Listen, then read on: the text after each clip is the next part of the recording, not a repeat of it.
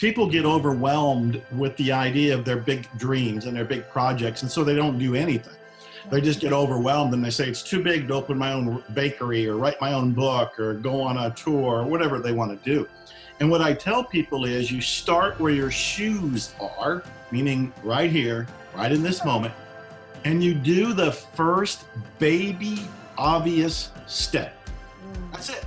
You do the obvious first step, whatever that little thing is. And it could be open a bank account. It could be open a website. It could be go buy a certain book and read it.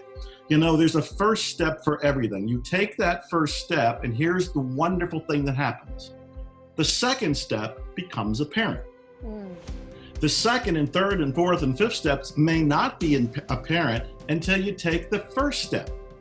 So the very first thing, and this is such a no-brainer, and it really just dumbs it down that anybody can do this.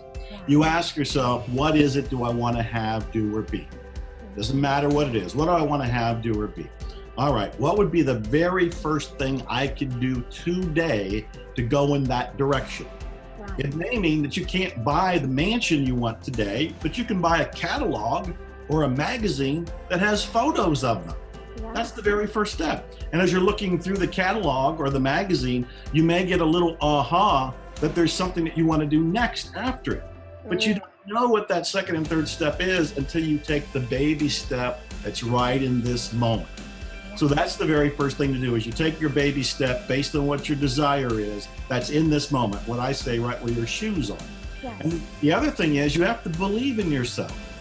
You have to believe in yourself when there's no evidence around you and maybe nobody around you that believes in you. When I was in Houston and I was working for an oil company, I went through homelessness, I went through poverty, and I was working for an oil company, and I hated it. I drove 36 miles through Houston traffic to get there, and I would cry behind the wheel of the car because I was so unhappy. But when I was there, I was taking the baby steps. Before work, during lunch, after work, I'd be working on my first book or my second book, whatever it was. But I remember that the people around me didn't believe in me.